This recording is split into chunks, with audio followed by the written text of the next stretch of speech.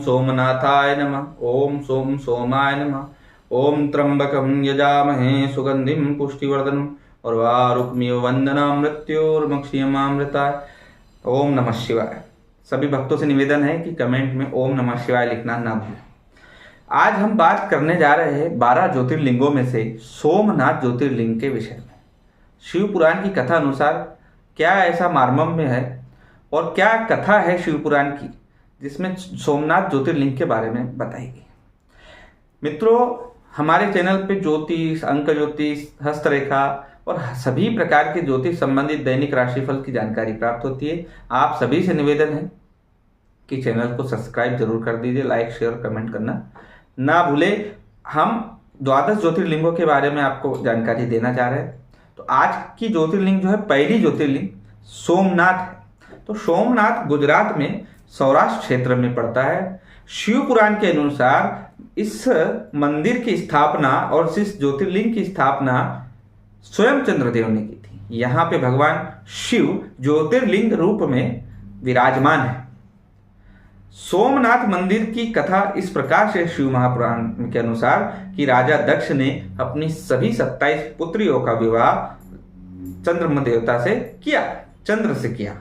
चंद्र देवता बड़े सुंदर थे, कायावान थे, सभी लोग उन पे मोहित हुआ करते थे। आज भी चंदा मामा को हम देखकर दूर से कहते हैं कि कितना सुंदर है ये चांद। तो यह उनकी ख्याति थी, उनके चमक से सभी शीतलता प्राप्त करते थे। तो राजा दक्ष की 27 पुत्रियों का विवाह हुआ। विवाह होने के पश्चात सभी पुत्रियों को लेकर चंद्रदेव स्वर्ग लोक चले गए, वहां से अपना कार्य चलाते रहे। कुछ समय बाद उनको इन 27 पुत्रियों में सिर्फ रोहिणी के प्रति अति आसक्ति हो गई और उन्हें रोहिणी ही प्रिय लगने लगी। रोहिणी प्रिय लगने जिसके कारण से बाकी जो दक्ष की कन्याएं थी, बाकी जो पुत्रियां थी, वह एकांत को महसूस करने लगी और व्याकुल सी रहने लगी। सभी पुत्रियों ने तय किया कि वह अपने पिता को यह दुर्व्यवहार, सौतेलेपन के बारे में जानकारी देंगे कि यह सिर्फ रोहिणी को प्यार करते हैं, मुझे नहीं।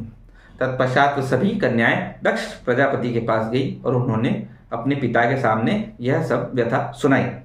दक्ष प्रजापति स्वर्ग को गए और उन्होंने सभी कन्याओं को समान व्यवहार करने के लिए चंद्रमा देवता से आग्रह किया और उन्हें समझाया कि हे आप मेरे दामाद हो, मैं आपको समझाइश दे सकता हूं कि आप सभी कन्याओं को एक समान व्यवहार करें। तत्पश्चात वह दक्षराज अपने स्थान को आ गए, परंतु चंद्रमा अपने अति सुंदर रूप और अभिमान के रूप में और आसक्ति के कारण फिर भी रोहिणी को ही प्रेम करने लगे। तत्पश्चात कई दिनों के बाद बीतने के बाद फिर कन्याओं ने अपने पिता के पास अपनी व्यथा सुनाई और शिकायत की। दक्ष प्रजापति का क्रोध चरम सीमा पे जा पहुंचा। अपनी पुत्रियों की व्यथा को वह सहन नहीं कर पाए और उन्हें राजा चंद्र को, जो अपने चंद्रमा देवता को, स्वर्ग जाकर ललकारा कि तुम अभी भी गलती कर रहे हो, हमारी सभी पुत्रियों के साथ समान व्यवहार करो, नहीं तो इसके परिणाम भयंकर होंगे। परंतु चंद्रमा देवता तब भी नहीं माने, तो राजा दक्ष ने उन्हें श्राप दे दिया कि तुम कुरूप हो जाओ, कोढ़ी हो जाओ और तुम्हारी मृत्यु चर्म रोग के कारण। यह जैसे ही श्राप मिला तो 27 दिन 28 दिन चंद्रमा का जो भ्रमण होता है उसमें उनकी धीरे धीरे अपना, जैसे चंद्रमा अपना शुक्ल पक्ष और कृष्ण पक्ष होता, तो कृष्ण पक्ष जब चालू हुआ तो उनका शरीर धीरे धीरे ढलने लगा, क्योंकि शुक्ल पक्ष जा चुका था और अगले अमावस्या पे उनकी मृत्यु होनी थी। तो उनके कृष्ण पक्ष लगते ही उनके शरीर का ढलान होने लगा, वह कुष्ठ से पीड़ित हो गए और उनके शरीर की काया चली गई। तो यह पूरे धरती पर उनकी चमक नहीं प्राप्त होने लगी। तो प्रकृति में भी कई उतार चढ़ाव है, कई ज्वार भाटा फटे, समुद्र में उफान आने लगा। तत्पश्चात सभी देवता चंद्रमा के पास गए और बोले कि इस श्राप का निदान कर लो, अन्यथा इस धरती का भी विनाश हो सकता है, क्योंकि गुरुत्वाकर्षण का नियम चंद्रमा जरूरी है हमारे धरती के लिए। तब तक जाके चंद्रमा देवता ब्रह्मा जी के पास गए। ब्रह्मा जी ने कहा, ये तुमने घोर पाप किया है, जो तुम महिलाओं को समान व्यवहार नहीं दे रहे। परंतु तुम अपने इसका पाप का प्रायश्चित करिए। तो चंद्रमा देवता ने पूछा इसका प्रायश्चित मैं करूं कैसे?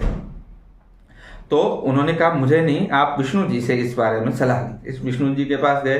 विष्णु जी ने और ब्रह्मा जी ने दोनों ने ध्यान किया, भगवान भोलेनाथ का ध्यान किया और उन्हें एक अनुभूति हुई। उन्होंने कहा कि तुम्हें समुद्र तट के पास सौराष्ट्र में आपको पार्थिव ज्योतिर्लिंग, मिट्टी के ज्योतिर्लिंग का निर्माण करके तपस्या करनी है। 1.25 लाख महामृत्युंजय का मंत्र का जाप करना है, क्योंकि यह संजीवनी विद्या है और ये मरे व्यक्ति में भी जान फूंक देती है। तो तुम्हारा तो सिर्फ चर्म रोग और तुम्हारा कुरूपता को खत्म करके तुम्हें आयु प्रदान करने वाला है। ये आयुष प्रदान करने वाला मंत्र है। इसी ब्रह्मा जी और विष्णु जी की आज्ञा पाकर चंद्र देवता ने सौराष्ट्र में यह कथा जो मैं बता रहा हूँ उसी अनुसार उन्होंने तपस्या की, तप किया, भगवान भोलेनाथ का अर्पण किया। भगवान भोलेनाथ चंद्रमा देवता की तपस्या से प्रसन्न हुए। तत्पश्चात उन्होंने उन्हें आशीर्वाद देकर अभय दान दिया और उन्हें अपने पुराने स्वरूप में प्रदान किया। तो इसी प्रकार उन्होंने चंद्रमा देवता का कल्याण किया। तो चंद्रमा देवता ने कहा मेरे जैसे अभिमानी व्यक्ति के कारण आज जो मैं परेशान हूँ, चर्म रोगों से परेशान था, मेरी मृत्यु हो सकती थी। ऐसे ही कई इस धरा पर लोग हैं जो अभिमान में लोगों का सम्मान नहीं करते और उन्हें कई प्रकार के रोगों से सामना करना पड़ता है। तो हे महादेव, आप ज्योतिर्लिंग रूप में यहाँ विराजमान करके सभी भक्तों का कल्याण करें। तो भगवान भोलेनाथ ने कहा तथास्तु, और तत्पश्चात तभी से ही ज्योतिर्लिंग रूप में भगवान सोमनाथ महाराज सौराष्ट्र के गुजरात सौराष्ट्र में सोमनाथ ज्योतिर्लिंग के रूप में प्रकट हुए। बोले भोलेनाथ महाराज की जय।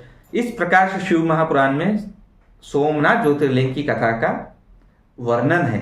यह कथा को सुनने वाला व्यक्ति जीवन में अपने चर्म रोगों से मुक्ति पाता है और अगर यह कथा सुनकर भगवान भोलेनाथ का अभिषेक करता है तो निश्चित ही उनके जीवन में आ रहे कठिन परिस्थितियों को से भी वह मुक्त होता है। किस राशि वाला जातक अगर इस कथा को सुने और इस प्रकार से आराधना करे तो कर्क राशि वाले जातकों को इस सोमनाथ महादेव के दर्शन करने से जीवन में बहुत ही सफलता को प्राप्त होती है। जय महाकाल। मिलते हैं नेक्स्ट वीडियो में दूसरे ज्योतिर्लिंग की कथा के बारे में जानकारी दूंगा। आप सभी से निवेदन है कमेंट में ओम नमः शिवाय जरूर लिखें। हर हर महादेव।